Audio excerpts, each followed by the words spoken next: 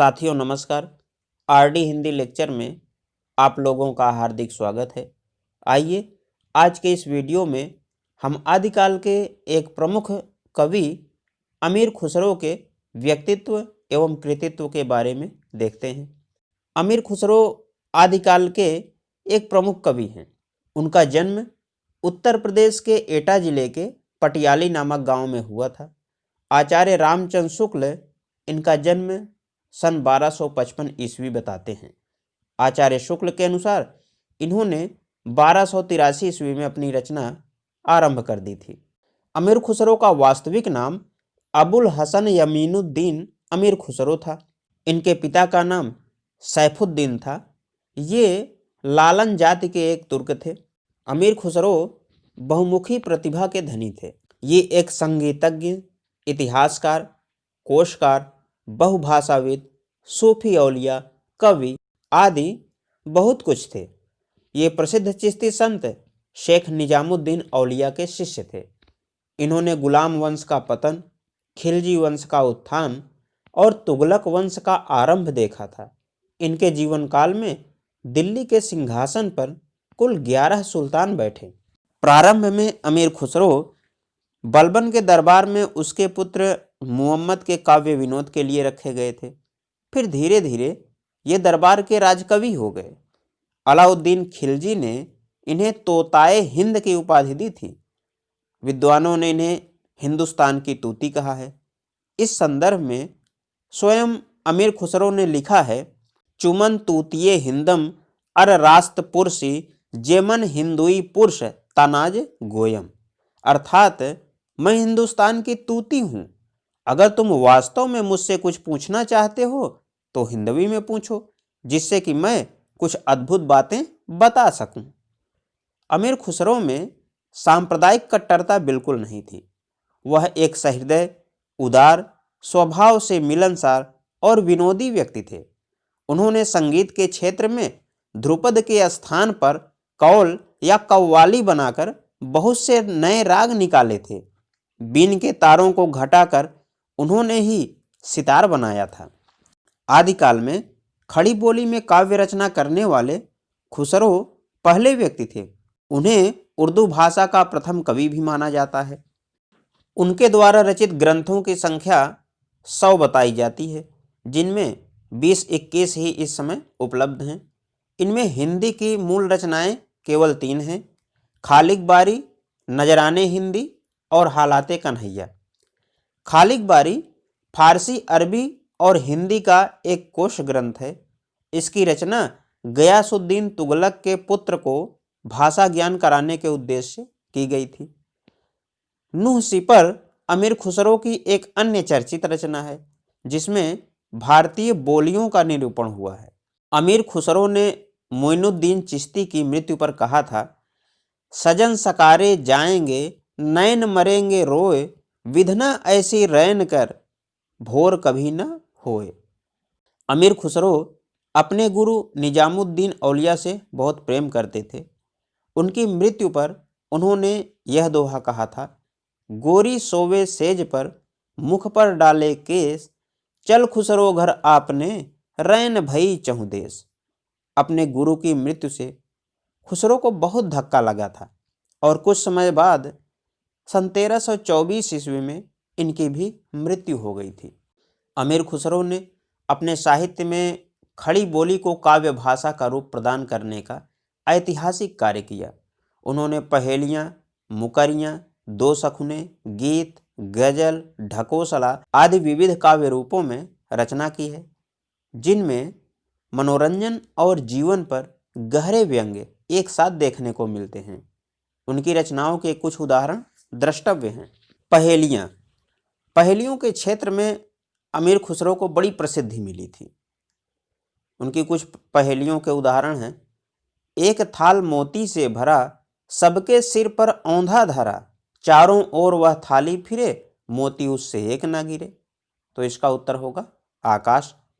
एक नार ने अचरज किया, सांप मारी पिंजरे में दिया, जो जो सांप ताल को खाए, सूखे ताल सांप मरी जाए। तो यह दिया बत्ती है। एक और पहेली देखते हैं, अर्थ तो इसका बूझेगा, मुंह देखो तो सूझेगा। तो इसका उत्तर होगा दर्पण। एक नार दो को ले बैठी, टेढ़ी होके बिल में बैठी, जिसके बैठे उसे सुहाए, खुसरो उसके बल बल जाए। तो इसका उत्तर होगा पायजामा। मुकरियाँ। मुकरियों में एक प्रश्नोत्तर होता है और ए सखी साजन के रूप में इसमें प्रश्न किया जाता है और इसका उत्तर मुकर कर या निषेध करके दिया जाता है। अलंकार शास्त्र में इसे ही अपनुति अलंकार कहा जाता है। कुछ उदाहरण द्रष्टव्य हैं। नित मेरे घर आवत है, रात गए फिर जावत है, फंसत अमावस गोरी के फंदा, आए सखी साजन ना सखी चंदा। चढ़ छाती मोके लचकावत, धोए हाथ मुँह पर चढ़ी आवत, शर्म लगत देखत सब नारी, आए सखी साजन ना सखी गागर। सारी रात मोहि संग जागा, भोर भयो तब बिछुड़न लागा, बाके बिछुड़त फाटे हिया, क्यों सखी साजन ना सखी दिया। जब मांगू तब जल भर लावे, मेरे मन की तपन बुझावे, मन का भारी तन का छोटा, आए सखी साजन ना सखी लोटा। तो देखिए कितने सुंदर उदाहरण हैं उनकी मुकरियों के। इसी प्रकार उन्होंने दो सखुनों की रचना की।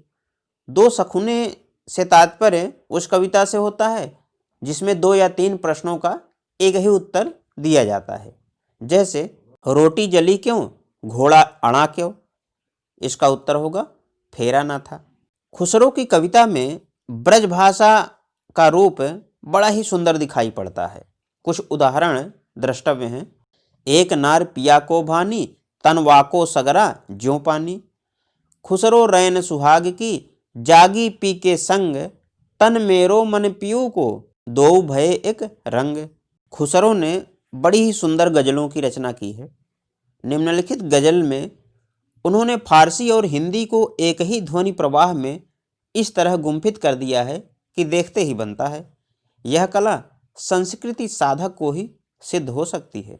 जेहाल मिश्की मकुन तगाफुल, दुराए नैना बनाए बतियाँ, किताबे हिजरा न दारा मैं जा, न लेहू काहे लगाए छतियाँ, शबाने हिजरा दराज चू जुल्फ, व रोजे वसलत चू उम्र को तह, सखी पिया को जो मैं न देखूं, तो कैसे काटूं अंधेरी रतियाँ। आइए एक गीत का भी उदाहरण देखते हैं। काहे को बियाहे परदेश सुन बाबुल मोरे, भैया के दीहे बाबुल महला दु महला, हमको दीहे परदेश सुन बाबुल मोरे, मैं तो बाबुल तेरे खूंटे की गैया, हाँका हूँकी जाऊँ परदेश सुन बाबुल मोरे, मैं तो बाबुल तेरे पिंजड़े की चिड़िया, रात बसे उड़ जाऊँ सुन बाबुल मोरे। आइए एक ढकोसले का भी उदाहरण हम देख लेते हैं। ढकोसले में बेमतलब की शब्दावली होती है, यानी इधर उधर से जोड़कर कविता बनाई सी लगती है। जैसे खीर पकाई जतन से, चरखा दिया चलाए, आया कुत्ता खा गया, तो बैठी ढोल बजा। इस कविता के संदर्भ में यह कहा जाता है कि एक बार खुसरो कहीं से गुजर रहे थे। रास्ते में उन्हें बड़ी प्यास लगी। वह पानी पीने के लिए एक कुएं पर जाते हैं जहाँ पर कुछ औरतें पानी भर रही होती हैं। जब औरतों को पता चलता है कि ये अमीर खुसरो हैं तो उन्होंने उनसे गाने की फरमाइश कर दी। एक स्त्री ने कहा कि मुझे खीर पे कविता सुननी है, दूसरे ने कहा मुझे चरखे पे सुननी है, एक ने कहा मुझे ढोल पे सुननी है और एक ने कुत्ते पर कविता सुनने की फरमाइश की। अमीर खुसरो बड़े ही चतुर थे। उन्होंने एक ही पंक्ति में उन चारों की इच्छाओं को पूरी कर दिया। अमीर खुसरो ने हास्य एवं विनोद का सृजन करने के लिए चलती भाषा में काव्य रचना की। यह अत्यंत साधारण एवं जनजीवन की भाषा थी, जिसमें खड़ी बोली, ब्रज एवं उर्दू फारसी के लोक प्रचलित रूप दिखाई पड़ते हैं। किंतु उनके साहित्य में केवल मनोरंजन या विनोद ही नहीं है, अपितु जीवन पर गहरा व्यंग भी मिलता है। खुसरो की भाषा के संदर्भ में डॉक्टर नगेंद्र कहते हैं, अमीर खुसरो को भाव की गहराई की दृष्टि से भले ही महत्व न दिया जाए, किंतु भाषा की दृष्टि से उनकी पहेलियाँ साहित्य के इतिहास का सदा एक महत्वपूर्ण अंग रहेंगी। खुसरो की भाषा पर टिप्पणी करते हुए आचार्य रामचंद्र शुक्ल भी कहते हैं, कबीर की अपेक्षा खुसरो का ध्यान बोलचाल की भाषा की ओर अधिक था। उसी प्रकार जैसे अंग्रेजों का ध्यान बोलचाल की भाषा की ओर अधिक रहता है। सहज भाषा एवं मनोरंजकता की दृष्टि से खुसरो की पहेलियाँ हिंदी साहित्य की अमूल्य निधि मानी जा सकती हैं। अमीर खुसरो के महत्व पर टिप्पणी करते हुए डॉक्टर रामकुमार वर्मा कहते हैं, अमीर खुसरो की विनोदपूर्ण प्रवृत्ति हिंदी साहित्य के इतिहास की एक महान निधि है। मनोरंजकता और रसिकता का अवतार यह कवि अपनी मौलिकता एवं विनोद प्रियता के कारण सदैव स्मरणीय रहेगा।